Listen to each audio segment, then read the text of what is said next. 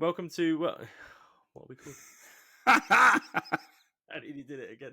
We've got to kick this in. Yeah.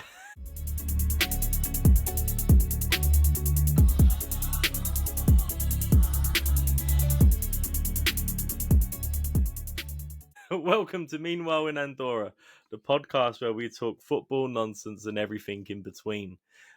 This week we'll be concentrating on a special on Scotland and their appearances and lack of at the World Cup over the years, and all the tragedies, triumphs, and funny moments as well, as we'll come on to talk about.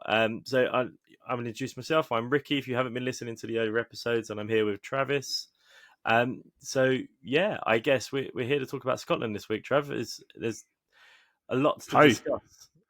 Yeah. As Ricky said in that intro, I said we've got to keep all of that intro in. I don't know.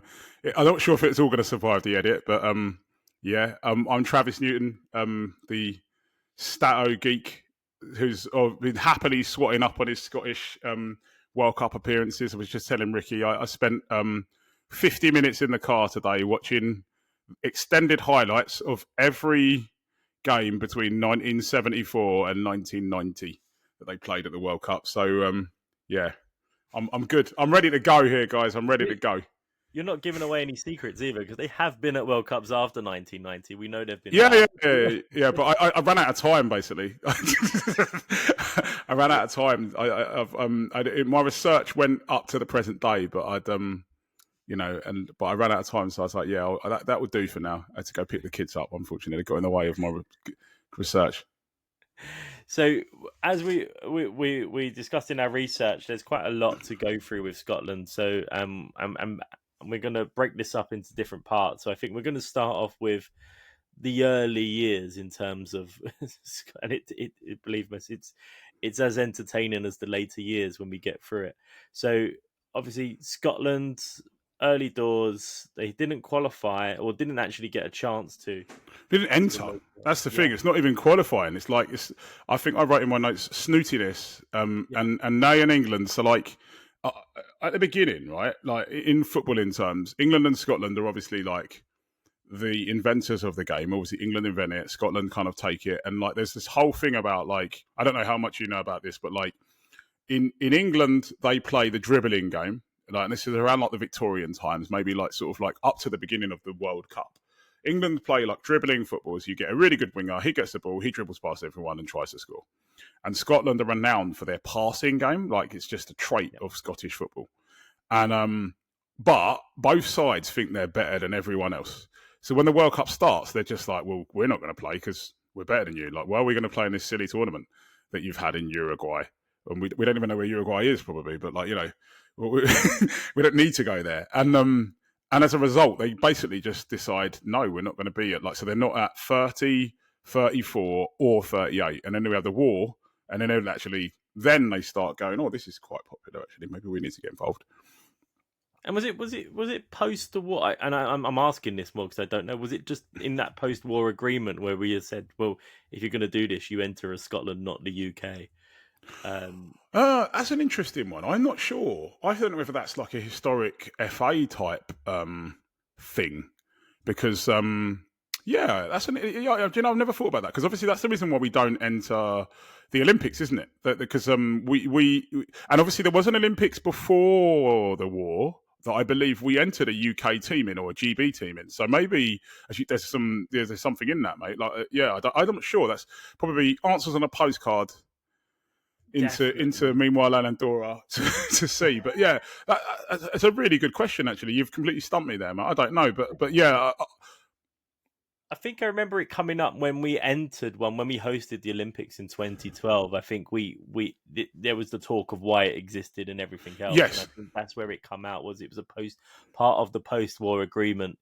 I don't think we got it quite in the treaty, but it was in. I think if we enter international tournaments, we got it announced that we would not be entering as the UK, but we'd be doing it as an independent nation. Well, there's agreements because obviously we've got different FAs, right? So like I think, and that was what I think when we entered the 2012 Olympics, there was not a I don't think there was ever a doubt that FIFA was going to go, actually, you have to be the UK now. But like there needed to be like guarantees from particular FAs that like they weren't going to lose their identity and stuff like that by entering a team. And even though it was just for the sake of us being at that Olympics, and I went to a couple of games as well, which is good. But am I right? I'm right in saying that Scotland didn't even go to that, did they? It was just England and Wales at that Yes. Tournament. I'm not sure who was good and Scottish at the time, anyway, because you will find out later on in the pod. That was probably the most barren years of Scottish football. So I'm not sure anybody could have made that squad. I would struggle to name one or two players that would have even probably been close to getting into that squad. Yeah. Around 2012. Who's a good Scottish player in 2012? Wow. That's... Yeah.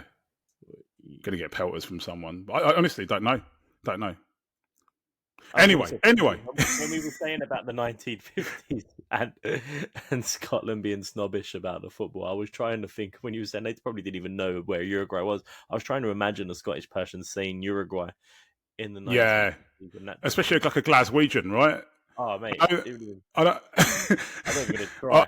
The trick is purple burglar alarm, isn't it? They can't say purple burglar alarm. And I work with, I'm not going to, I don't think I've mentioned where I work, but I work with lots of Scots, and they can't say, if you're from that way, you can't say purple burglar alarm because of the, get your dad to do it. That'd be hilarious. I'm going to try it with all my family. I don't even want to attempt. The Glasgow accent is the one accent in Scotland that even the Scottish struggle to understand because it's that thick. So yeah, it's ridiculous. But yes, 1950. Sorry. We digress, don't we? Yeah, the opportunity, well, sort of arises for them to come in.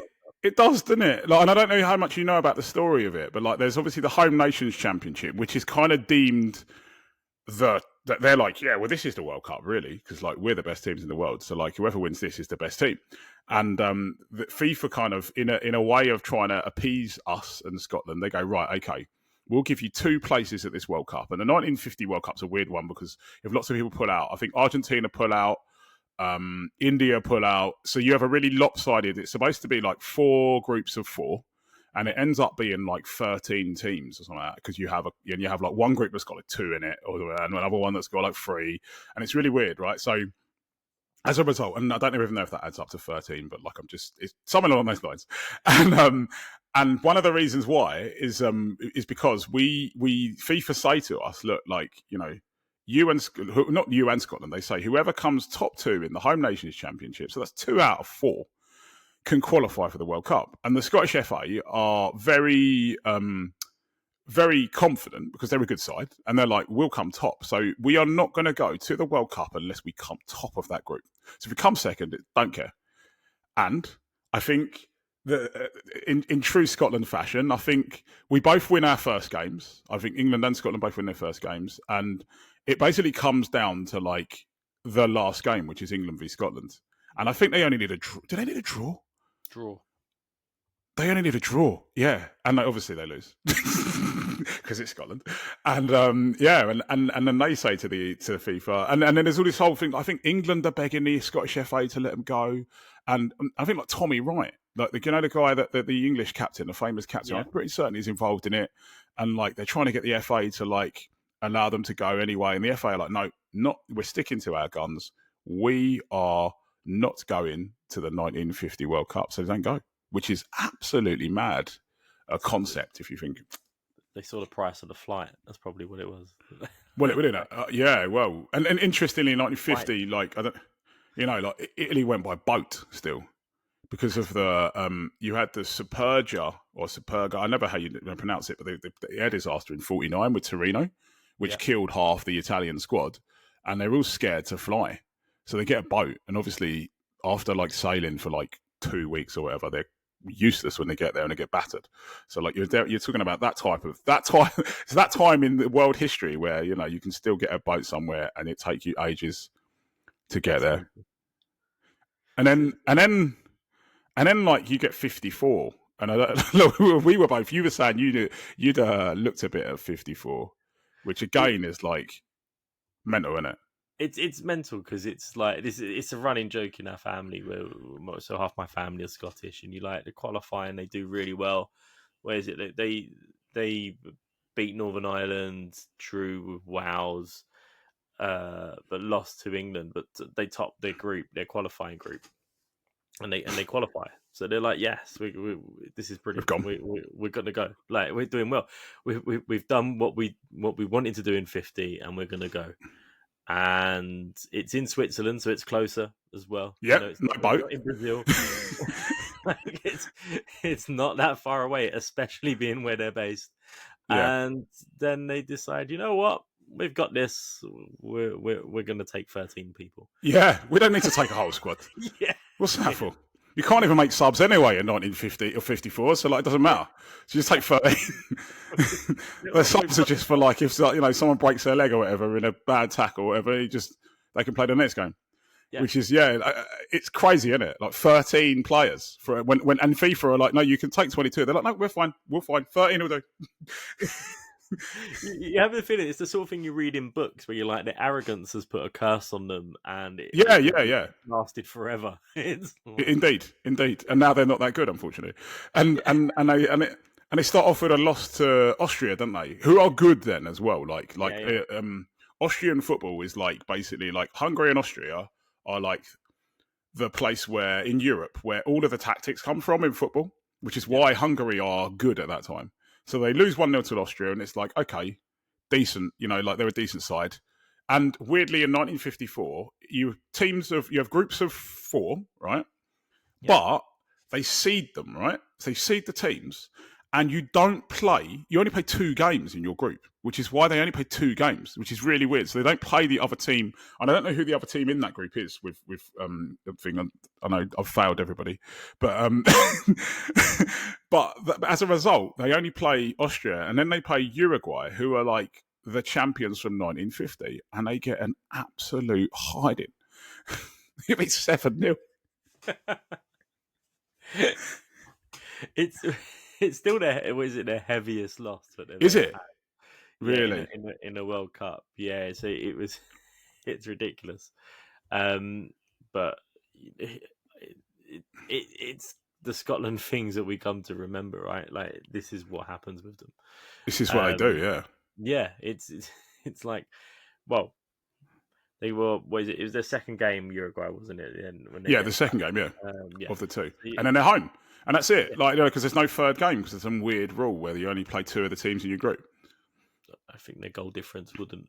Yeah, I don't think there was a chance of going through. There's no best third places in 1954, so I think they were well and truly out by that point. Is it first time total chaos lasted a lifetime? It's basically yeah. And so they meant that they didn't actually score a goal that World Cup as well. Yeah, interesting. Yeah. Do you know? And I don't know. I've written a summary of 58 here, and I can't really. I don't remember. Did they score a goal in 58? Your first World Cup goal in 1958 was right. Okay, a 1-1 draw with Yugoslavia in the first game. Go on, Ricky. Go on, Ricky. First ever World Cup game. And teaching me something. Before. We were talking about their players, and this is the one where we were both shocked. This is when they took Denis Law to the World Cup. Yeah. 18-year-old Denis Law. There's 2 things you've taught me today. Probably looked a lot older than the 18-year-old Pele. But he never looked young. Did he have a mullet like he did in the 70s? He just always had hair. He just like a troll, basically. Like one of those troll rolls. Yeah, just always up, isn't it? Yeah. Even when he's older. But yeah, no, so 1958, same story basically. The funny thing about 58, I don't know about this, but you know this, but they play. So you say they play Yugoslavia and draw, as you say. Then they play Paraguay, right? And Paraguay aren't great in 1958, but they're really physical, but they don't bother scouting them. And later on in this story, you're going to have another one where they don't bother scouting a team, and it also comes back to bite them in the ass. And they don't bother scouting Paraguay, and they rest all of their combative players. So they've brought 22 players, but they're like, no, do you know what? We're going to leave these guys out. The ones that are really hard and tough tackling, we'll leave them out. this team from wherever they are in South America can't be. They'll be all right. There'll be a walkover. And Paraguay are like really physical, and they get beat. I think they lose like 3-2 or something. And it's like, and everyone's like, why the hell did you drop those guys? Like, bearing in mind you can't make subs in 1958, so like it's like a, it's you're stuck with the 11 that you pick. It's ridiculous. Like that South American team that beat us 7-0 was a fluke. Yeah, that was a fluke. And they all played football. There was no strong players. Like it was, so we're going to match. It's an absolute fluke. Whatever this is. This is not Uruguay. This is Paraguay. They're rubbish. Yeah. So they lose to Paraguay, and then they play France, and they lose to them. And France are 1958 is Just Fontaine's France. A little stat for you. The most goals ever scored in a single tournament is Just Fontaine in 1958. Probably got a couple against Scotland as well. He scores like 4 in the fourth place game or something like that against Germany. I think it's Germany in 58. Yeah. So so they played that France, who are good. So I think Raymond. You've heard of Raymond Coppa, who gets to a couple of European Cup finals back then when Real Madrid are winning it every year. And he's playing for France, and it's that France are good. France are good in 1958. So basically, they rest players against Paraguay, draw with Uruguay, and then chuck it away against France. And then they don't. And then they don't show up in the 60s, do they? No. It's like they've got other things to do. We're busy winning it in the 60s, isn't they? And then they beat us. Obviously, do you know that they beat us at Wembley the year after we won it? And they always claim that they're that's why there's that whole lineage. The lineage trophy. Pardon? Doing kick-ups on the halfway line. Yes, I think something like that. Yeah. Was that game? Yeah. I don't remember. They beat us. First game after the World Cup that we played, and England just don't turn up, and it's awful. And I think, the Scottish team, I can't remember who it was. If it was Denis Law or someone like that, they started doing kick-ups on the halfway line, literally just playing with the ball, wasting time. Wow. It was the ultimate dig. England had the World Cup, so I don't think they were too bothered. But it was. It was West Ham at the World Cup. He's got it in. We're 3 podcasts in, and he got it in. I've never said that in my life. By the way, I just genuinely never said that in my life. But we did have it. But. No, I'm joking. Brilliant. I'm joking. But they beat us. Yeah, they beat us in. I think it was like 67 or whatever. That, as you say, first game back at Wembley, we lose to them, and then they literally cut lumps of turf up and that, and take the crossbars down and all this other stuff, and then there's a thing that starts there. They say they're the unofficial world champions. It's a bit like there's that whole there's a whole thing on the internet still, isn't there, where people believe that I think Sweden were the last ones or something like that. Where you're the lineage of whoever wins the World Cup, the next team to beat them becomes the like in boxing becomes the world champions, and Scotland became the unofficial world champions. But and if you trace it back to that day, I can't remember who it is now, but there's best web pages for it. I'm not that sad. I actually haven't worked that out yet. Yeah. Well, it obviously spurred them on, because then this is when they started to go for. The glory years. The glory years. So, glory years, as we call them, yeah. Before we before we go into the glory years, we'll take a quick break, and we'll prepare yourselves for the tragedy that you've heard so far, and then we'll go into actually what Scotland will consider their scoring some goals at a World Cup. Yeah. and maybe a song or two to celebrate it as well. Yeah, we've got to play the song.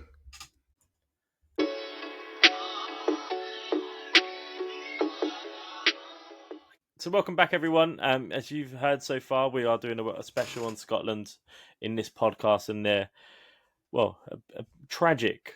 I'd say more of a tragedy, not tragic, but more of a tragedy story or tragedy tale in terms of their history at the World Cup. So we've talked about their woeful performances in the early years for the ones they bothered to turn up at and bothered to then research teams or not.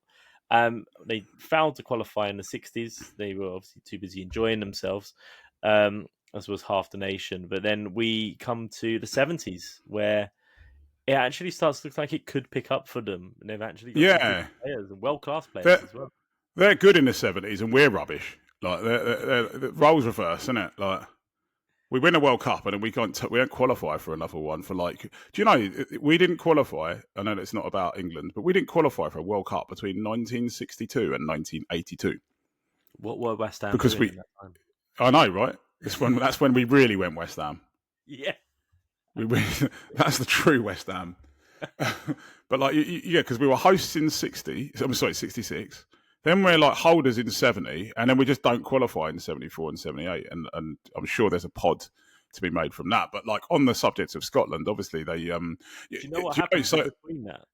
Yeah, West Ham win the FA Cup. they do. They win a couple. They win one. They win one in 64. They win one, and then 75 the next one. And then there's a few. Yeah, I know. So, like in that time, yeah, we were strong, but like obviously that's where England have obviously put all their powers into West Ham as opposed to. So yeah, sorry, I digress. Sorry, you were saying Scotland. Yeah, no. So in 70, interestingly, and I know we were going to kind of talk about 74, but I obviously me, I was like, right, let's have a look at what they did in 1970. Why weren't they there? And they got a manager called Bobby Brown in 1970, which I loved. Not the every little step I take, man, but yeah, you will be. Yeah, not him. But in Austria, in Austria they beat Austria in the qualifiers, right? They score 13 in 2 games against Cyprus, and you're like, oh, you're decent. And then they draw with West Germany, so West Germany come either 3rd or 4th in 1970. I don't remember which one. They lose a semi-final to Italy, right? This is called the game of the century and all this other stuff. They lose 4-3 in the semis. So they're a decent side. And Scotland draw with them at home. And then they just have to basically not lose in Germany. And they're in a good place. Yep. And obviously, as is the tale, they take the lead in Germany and then they lose. Surprise! Yeah, they chuck it away and they lose 3-2. So, like, yeah, they don't go to 1970. But obviously the seeds of... like players being there. You've got Celtic winning the European Cup in 68, as you said, the Lisbon Lions. And like the standard of British football in the 70s is quite strong, like domestically anyway. You see a period where we're starting to... I say that, actually, the Dutch are probably stronger domestically because you had Ajax and Feyenoord winning Champions Leagues or European Cups at that point. But like, yeah, you have like Celtic, you've got Man United who win a European Cup. So like you've got good players, but and some of them are Scottish. And then in 1974, and like I said, I watched this about 2 hours ago. This is absolutely brilliant. They get knocked out without losing a game, and I don't know whether you've seen any of it, right? So like, they also, and I've written in my notes, they begin their love affair with drawing Brazil. Now I don't know whether anyone remembers me talking about it at the last pod, and I said that it isn't a World Cup unless Nigeria and Argentina are in the same group. And another one for you is that if Scotland gets to a World Cup, they must draw Brazil. There has only been, and I'm probably gonna get this wrong, but I think there's been 2 of their like 8 appearances. I want to say, no, there's more than 2 actually. There's been more than 2 because in the 50th they didn't draw Brazil. But like in the modern era, in 74, 82, 90, and 98, they always play Brazil, and somehow chuck it away. And 74 is probably the best performance against Brazil. So again, like I was saying, I actually watched this earlier. It is the worst game of football you will ever... Like, if it was played today, both teams would end with 8 players. Like, people are like chopping each other down. Brazil are rubbish. Brazil, like, I don't know if everyone like. So in 1970 when Brazil win the World Cup, they've got their team. Everyone says, "Oh, they're the best ever!" Like, and they one of the best. And in 74, lots of those players have retired. And they are just running around, kicking lumps out of each other. And Scotland are on the receiving end in this game, man. Like it's like you look at it and you're like, who is this team they're playing in yellow? They're absolutely kicking lumps out of them. It's just a horrible game of football that finishes 0-0. And then they play Yugoslavia. And again, I watched this. I don't know if you've seen this. No. So they play Yugoslavia in the second game, and Yugoslavia score with about 5 minutes to go. And it's like, oh, God, everyone's beating Zaire because Yugoslavia beat Zaire 9-0 and Brazil beat them 3-0. So it's like, you've got to basically make sure you don't lose those other games. Yeah. And they're losing with like 5 minutes to go against Yugoslavia. and then Joe Jordan pops up, first name that we probably recognise commonly in modern football. But Joe Jordan pops up and scores an equaliser in the 89th minute. Like a little ball pops out to him, bangs it in, it's 1-1. And then they play Zaire in their last game. And as I said, Yugoslavia have beaten them 9-0. Brazil have beaten them 3-0. And they basically got to better the goal difference. And being Scotland, they go 2-0 up really early. Really early. They're like 2 up and it's like, well, we just need another goal. And then Zaire start coming back into it. And you see like they have a couple of chances and stuff. And then there's like, I think, is it Joe Jordan that misses an absolute sitter, or is it Bremner? Someone misses an absolute sitter. And then, Lorimer, who scores an absolute worldie against Zaire in the first half, smashes the bar. And they literally, as I said, in Scotland fashion, they bravely just crash out, like having not lost the game, but not having having scored enough goals. But and the funny thing is, they're not, like you mentioned Joe Jordan, like I guess for those more modern, not realizing that he did have a good football career. He, Harry Redknapp's aggressor. Yeah. On the coaching that Spurs game at Milan, right? Yeah, Gattuso. His roll neck, looking more like the angry professor. He looks like a Bond villain when he gets angry. At that point.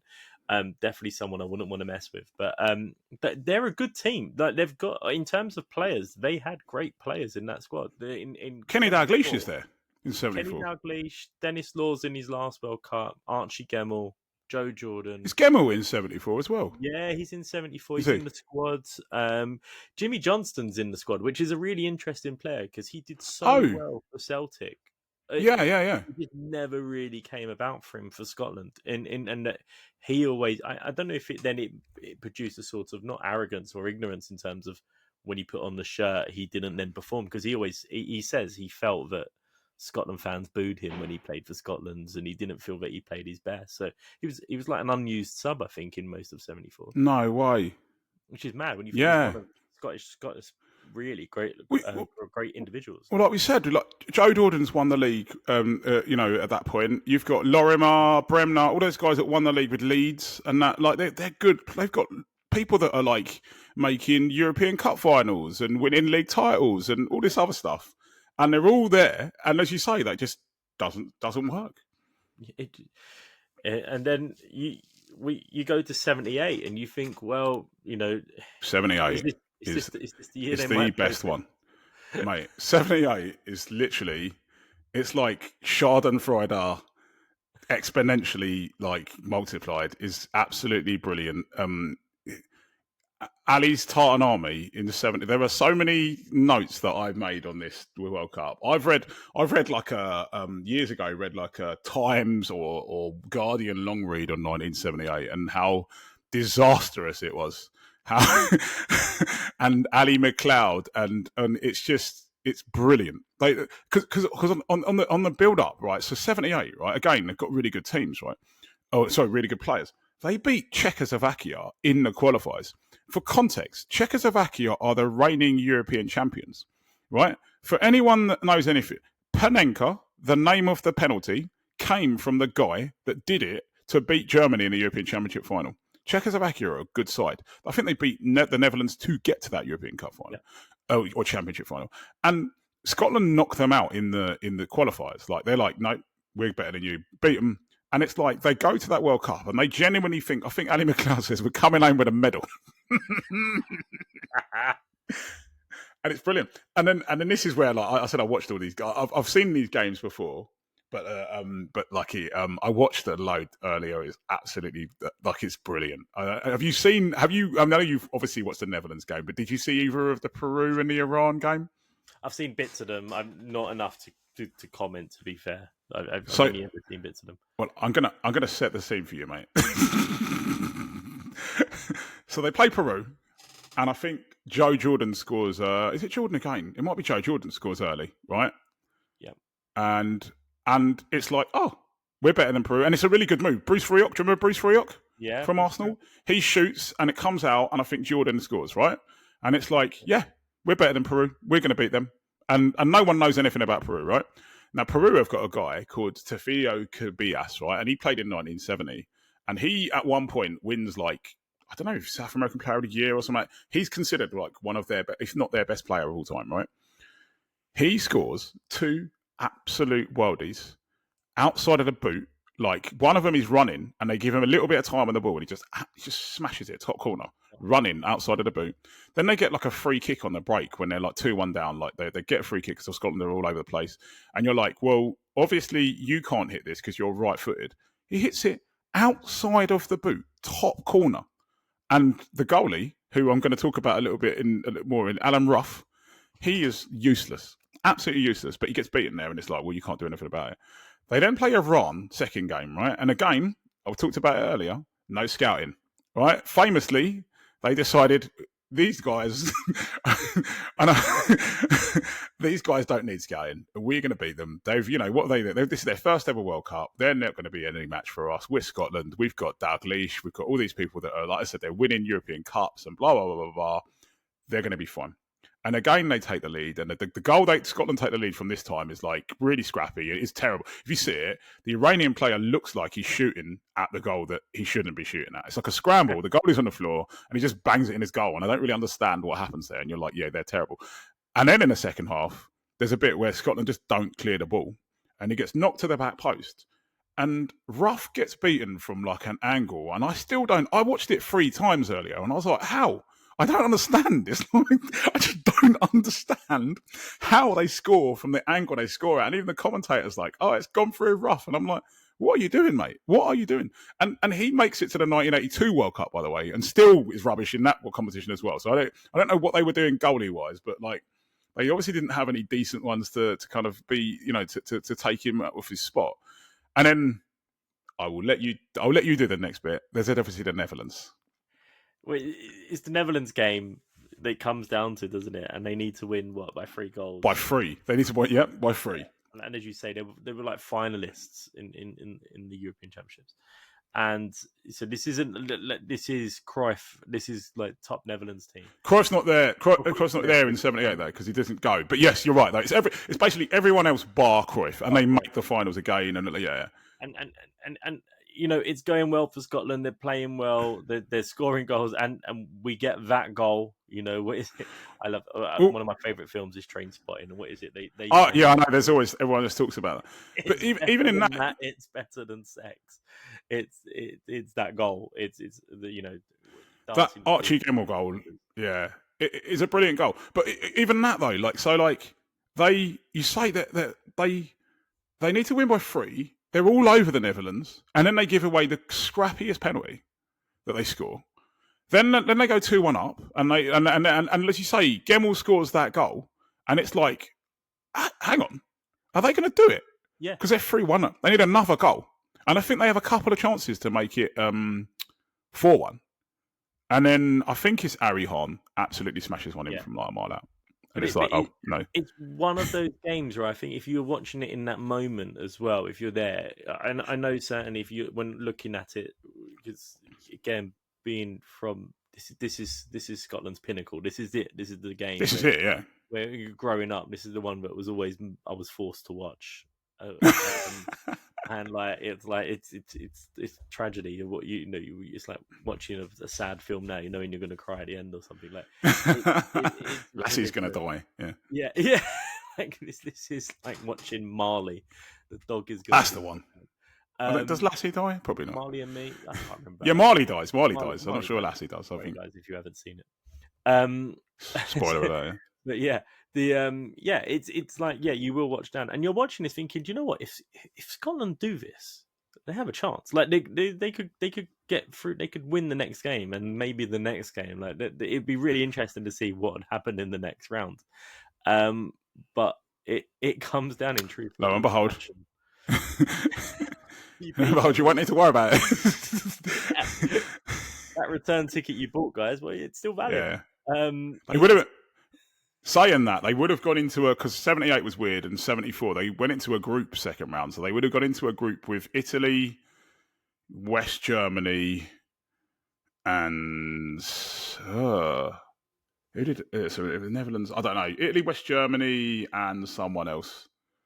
It's on the other side. I don't know who would have been in it. I can't work it out now. Would have been Spain. I don't remember. But yeah, they would have gone into a second group.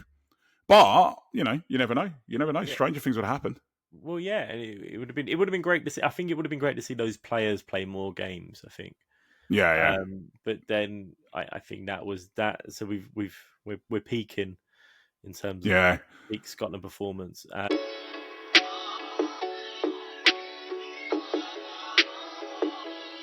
The 82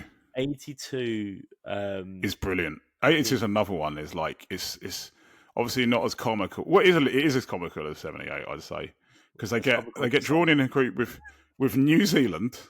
They get Brazil, obviously, because they're at a World Cup, so you have to play Brazil, and the USSR, and the problem is that so they beat New Zealand 5-2, and again, I've never seen. I hold my hands up and say that I never watched that game until today. And they go, and Dalglish finally gets a goal. And I was saying to Ricky before the pod, I was going to give Dalglish some pelters for being a flat track bully because didn't seem to turn up at the World Cup for Scotland. But I think he scores in the Netherlands game in the 78, and he scores against New Zealand in 82, right?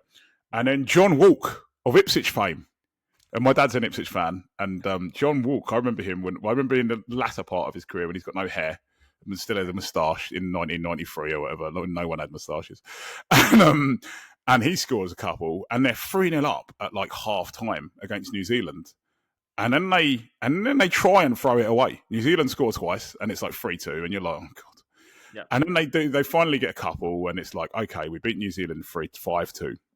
And then they play Brazil. And do you remember David Neary? Have you seen that goal? David Neary's volley. He plays for like Aberdeen or something like that. So it's 0-0 against Brazil, mate. If you get a chance, go home and watch it. This game is like my dad always talks about this as well because he talks about that Brazilian team. Everyone talks about that Brazilian team and says it's the best team never to win a World Cup, right? Yeah, exactly. So all those guys, yeah, exactly. And David Neary scores probably one of the goals of the tournament against them, and it's almost like Brazil are like, "Who is this guy? What's he doing?"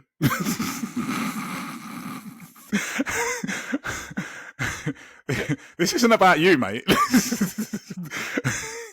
And this isn't in the script. Oh my god! Yeah. I just watched it. I was like, oh wow, it's a ridiculously good goal. And then Brazil just like, oh, you want to scale worldies, do you? And I think Zico gets one. There's one where like they got this guy. Brazil got this guy up front, so their whole team was like stacked, and everyone talks about them, and they go, "Oh, they're like the best Brazilian team never to win a World Cup," but their centre forward is rubbish. There's this big lump called Serginho, right? And it's like apparently there's the only number 9 they had in Brazil at the time, right? And he scores this goal where they scored this goal where it gets rolled into him, and he absolutely rolls his man and plays it out to Eder, and it's like 2-1 at the time, and Scotland are like scrambling about, and Eder does his chip. This disguised chip, and the goalie's got absolutely no chance, and it's just like, and then I think Falcao scores, and it's just mad, and it's like, why did you anger these guys? Why did you anger them?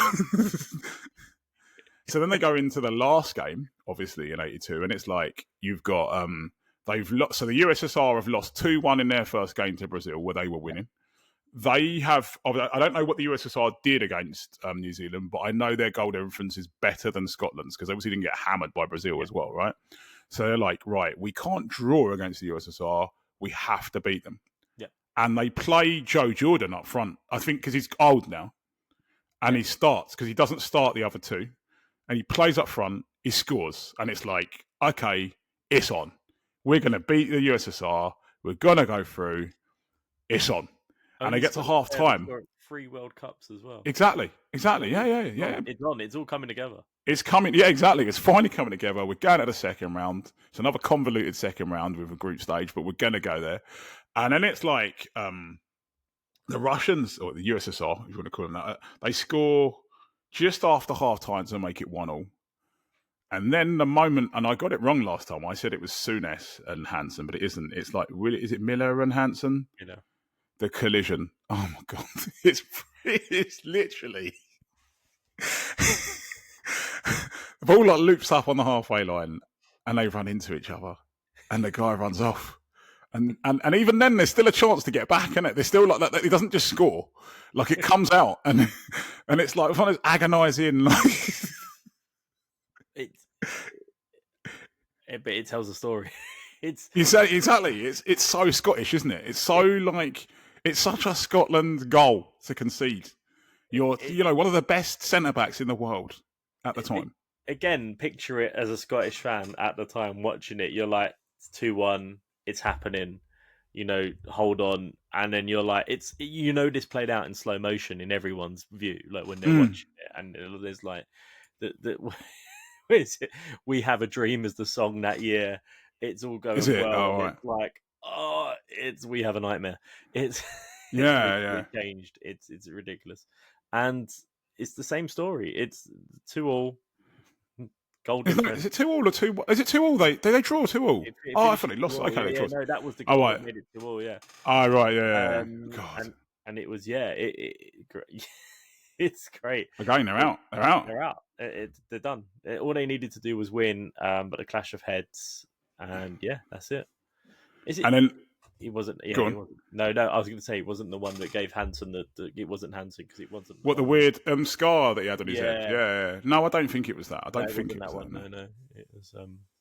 I can't remember which one that was from, but it wasn't. It wasn't Scotland. I think that was a Liverpool game. Ah, right. Okay. So yeah.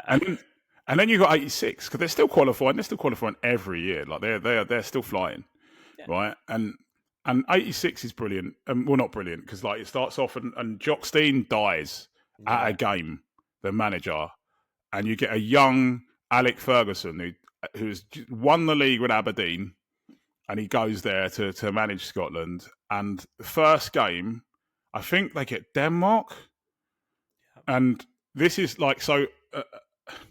When I talk about World Cups in international football, right, I always talk about like cycles and teams in cycles and whether you can spot a team that's going to win a tournament like before they win it, like years before. And obviously this Danish side in 1992, which is like 6 years later, but like obviously the players mature and all this other stuff, they win the European Championship. And in 1986, they're a good team. They've got Elkjaer, he's at Juve, I think, or something like that. They've got good players. And obviously Scotland draw them. And it's one of the few times they don't actually draw Brazil. They get West Germany instead, which is just as bad. And they lose to Denmark 1-0. And then the German game, I love this. I remember this. I actually got vivid memories of this, only because Strachan puts them 1-0 up, right? And notoriously short Gordon Strachan in 1986. I can remember like computer games back in like the 90s would like replicate like a celebration from the 86 World Cup where like the guy jumps over there's that, and then he jump over the advertising boards as well. And Strachan can't, obviously, because he's tiny, and he makes fun of himself like pretending to try and jump over the advertising boards, and they're 1-0 up like very early against Germany. And then Rudy Volo is just like, no Scotland, you're not going to beat us. And then they lose. And then because it's a 24, it's that new style 2014 tournament that you get now with the European Championships. You've got you can still get through with one win. So they go into the last game knowing they can actually, because they've only lost their first two by one goal, they can still go through. It's going to be tight, but they can still go through. They play Uruguay. Now Uruguay are not the Uruguay of 1954. They've got Enzo Francescoli. That's it. There's only one guy really you'd say in that side. Yeah. And do you know the stat? What's the stat that happens in that Uruguay game? Famous World Cup record is broken. Do you know this little quiz for you? Famous World Cup record is broken. Oh, I don't know that. Right. Fastest ever sending off. This guy tries to kill Strachan at kickoff. Like literally. Batista, I think his name is. Is it Sergio Batista? Or am I confusing him with the Argentine guy in 99? I don't know. But he tries to kill Strachan at kickoff. So Scotland play 90 minutes against 10 men and can't score. 90 minutes against a 10-man Uruguay side that's turned up and absolutely stunk out the World Cup and done nothing. And they can't score. That's ridiculous. And in true Scotland style, they go home early again.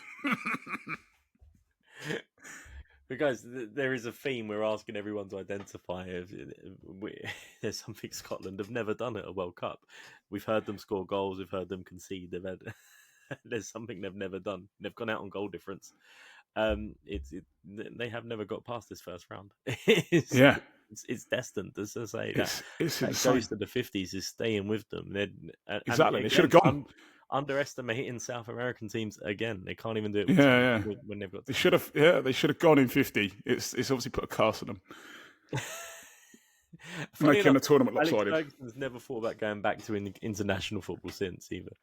Yeah, it's poison chalice, right? Too busy well, winning everything with Man United. Yeah.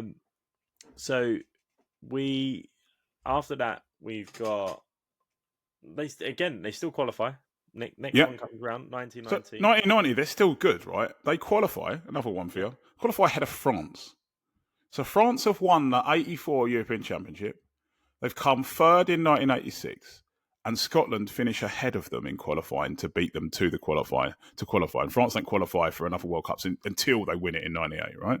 Yeah. And obviously there are people getting old and stuff, which is probably why that happens. But they qualify ahead of France. So you've got Mo Johnson, you've got Ali McQuist, you've got you've got Jim Leighton in goal, obviously. You've got a load of Alan Hansen's still there. You've got a load of players that are playing good level football, I think Gary Gillespie from Liverpool is there.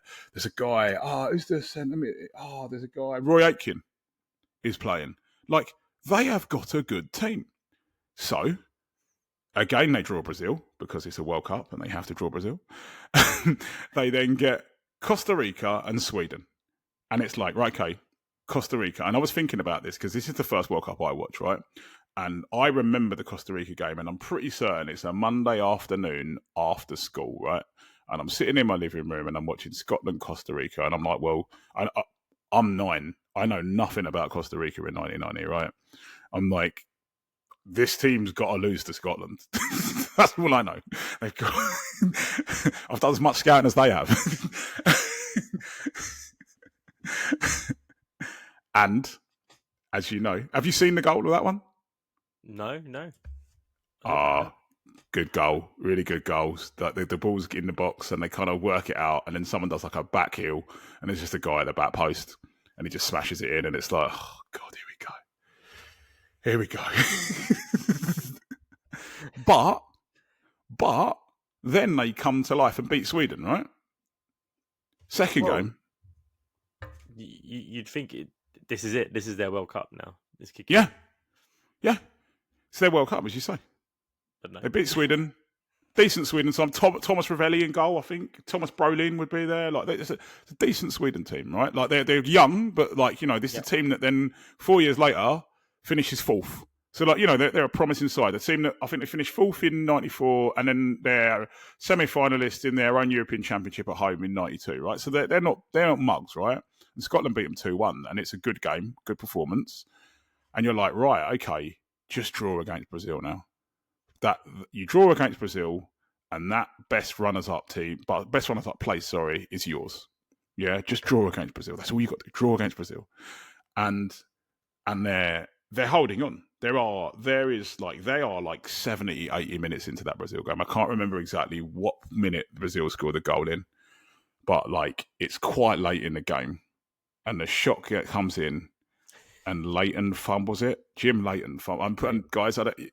If you're not seeing the video of this, my head's in my hands. I'm like, Leighton fumbles it, and even then, it still looks like it's going to go wide. And Brazil have taken off a young striker they have by the name of Romario, and brought on this guy. I remember because he scored at Wembley, and his name's Muller, spelt the German way, and he's like an absolute donkey from what I remember of him, right? But the one thing he does is score from a ridiculous angle to knock Scotland out.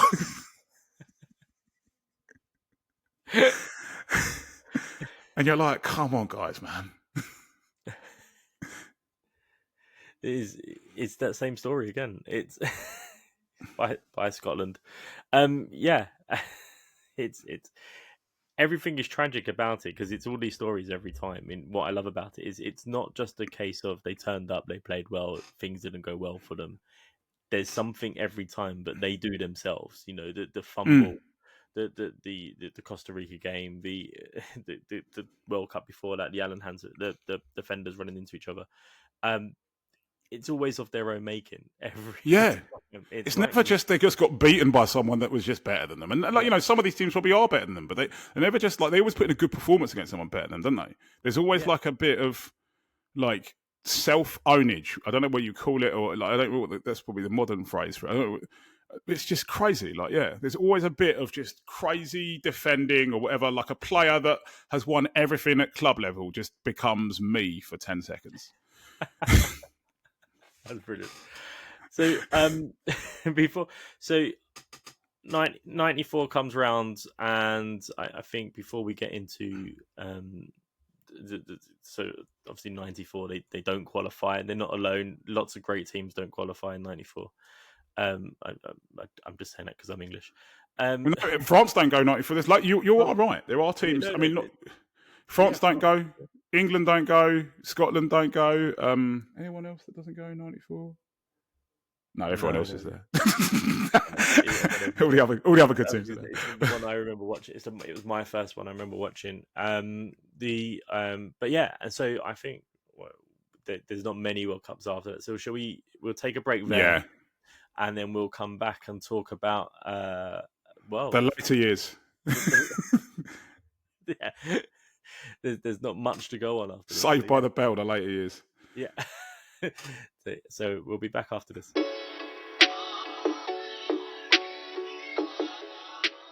So welcome back, everyone, and we're back in the final third now. Final third in terms of Scotland's abysmal appearances at World Cup so far, and of the podcast. The dregs. The dregs. But it starts off probably as good as it's going to get, I suppose. We're on France 98. Yeah, a final appearance. Opening game of France 98. They play Brazil again because it can't not go to a World Cup and not play Brazil. And I always get it wrong. And one of either Junior Baiano or Cesar Sampaio score. I can't remember which one it is. It's a centre back. Comes up from a corner, scores to make it 1-0. And then they equalise. And this is interesting. Well, not interesting, but this is a fact I got wrong because we were talking about this the other day, and I said it was McAllister who took the penalty, but it wasn't, was it? Because McAllister missed the penalty in Euro 96 against us. So I believe by 98, John Collins is on penalty duties of Borussia Dortmund fame. No, it was John Collins. John Collins. Yeah, scores the pen, and it's 1-1, and you're like, oh, you might nick a draw here opening day against Brazil, but no, because it's Scotland, isn't it? And we have the Scotland Schadenfreude. And is it Tommy Boyd? Tommy Boyd. Own goal. Turns it into his own goal to make it 2-1. And you're like, oh, God, here we go. And then it's one of those things where everyone was building up. The noise was all about Brazil as well coming into that World Cup. And it was like, hold on a minute. Scotland are doing well here. Like, it's 1-1. Yeah, they've managed to neutralise R9 for crying out loud, man. Yeah. They didn't neutralise him because Tommy Boyd was going to score anyway, so it doesn't matter. And then they play Norway. And they play Norway, who are not as good as they. Well, I don't know if you'd say they're as good as in '94 because they do top the group. Norway do, but they're not that good at that point. But they've got lots of players that obviously Premier League experience and stuff, and they draw 1-1. I always remember this because Craig Burley scores, and I think, interestingly, and this is how my brain works. I always associate things that I've seen in the World Cup with stuff that happened in my life, and I had a driving lesson after it. And I always remember having a driving lesson after Craig Burley had equalised against Norway. Really good volley. It comes over his shoulder and he kind of volleys it over the goal. Curling one, wasn't to make it 1-0. And then they've got Morocco. And it's this reminds me of 82 a little bit. You kind of played Brazil, played the other team, and sort of you're still in it, and you've just got to get a result in this last game against Morocco. And as you know, they don't.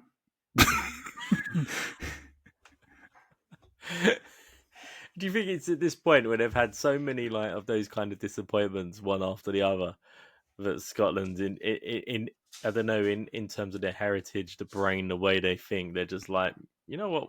Maybe we're just not meant to be there. It could be a psyche thing, though, isn't it? Like, it's a bit like we talk about the German mentality and talk about how they always find a way to win. Yeah. Like Scotland always find a way to lose. It's in the back of their brain. It's like it's going to happen. Yeah. Like it gets to the last 10 minutes of every game, and it's like suddenly they're on the back foot. They're inviting all the pressure, and when it's like, yeah, I played like this for 80 minutes. Why are you doing this now? Like, what's changed? Like, yeah.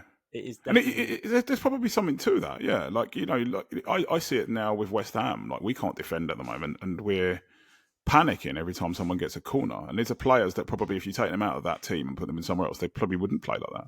So I can't imagine that, like if you're a Scottish player and you're at a World Cup and it's happening again. That's the thing. There's been some teams where, or times in the last few years, where Scotland individuals they'll have decent individuals playing decent football at top level clubs, and you think, well, surely they'll go to Scotland and do something. Admittedly, not as many strikers in recent years, and which then have got them goals previously.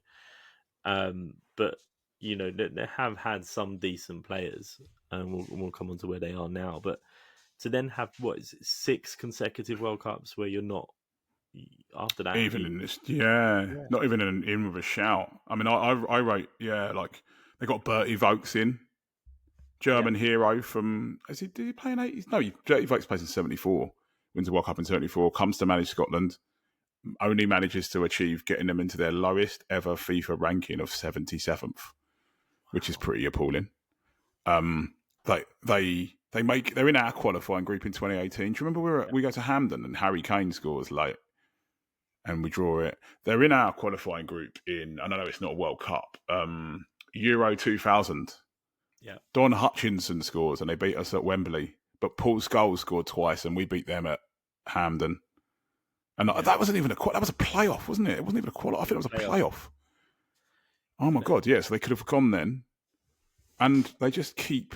And then the most recent one, they get to the playoffs at the last World Cup, and they play Ukraine in the semi.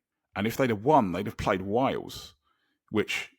I know it wouldn't have worked out that way, but you could argue that they would have gotten into our group if they qualified for the World Cup. It would have been an England-Scotland group match. It was due to be, because I had tickets for that game. Oh no, because they drew the World Cup before the playoff was played. Yeah, and so we knew the game we had tickets for was if they won was going to be England-Scotland. And so we were like, this is going to be amazing, blah, blah. And then obviously it didn't happen. And then COVID happened anyway, so no one got to go. Right. No, you're thinking Euro 2. COVID wasn't the World Cup. That's 22. Oh, 22. You're thinking Euro 2020, yeah.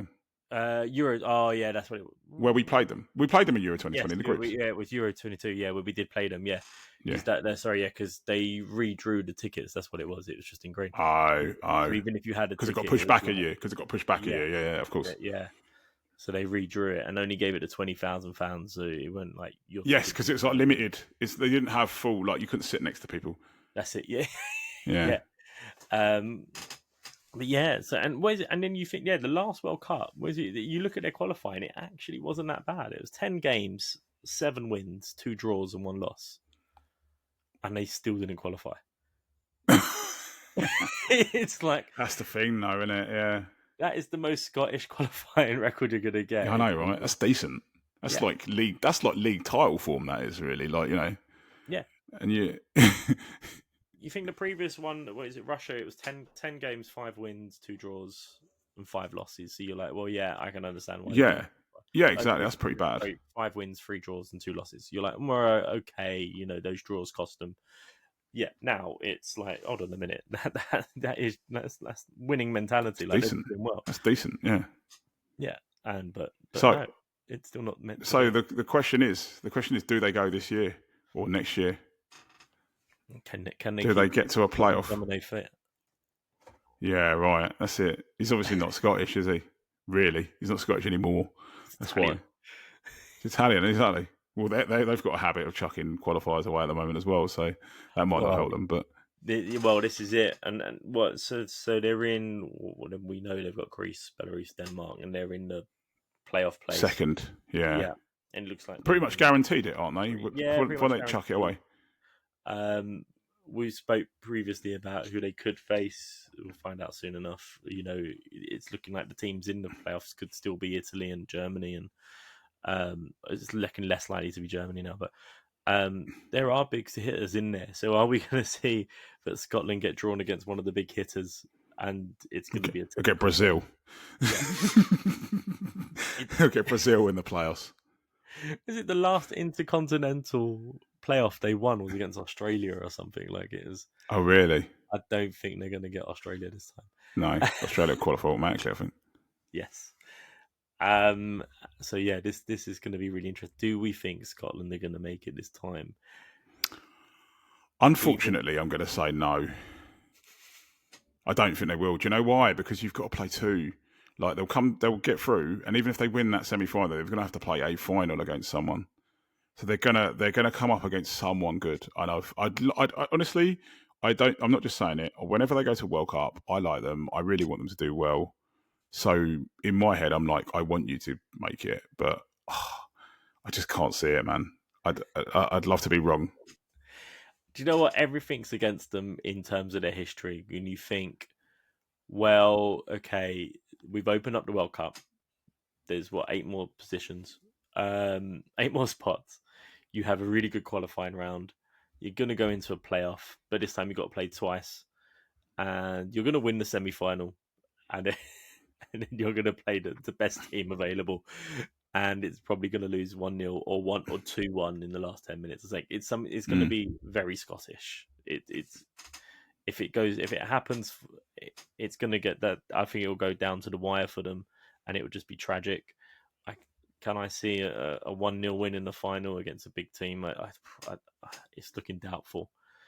Because even with the qualifying this round, it's away from home. It's that same old story. They play at Hampden, they do well. They go away and they struggle. This tournament's being held elsewhere. I think, they're not going to do well. Well, let's see. Hopefully we're wrong, eh? Hopefully we're wrong, and we are in the summer talking about Scott McTominay and playing more Ali's Tartan Army in anticipation of their first opening group game against Brazil. And then a damp squib where they lose to like Panama or something like that. And then a rousing victory in a game that doesn't mean anything against someone half decent. Can you imagine?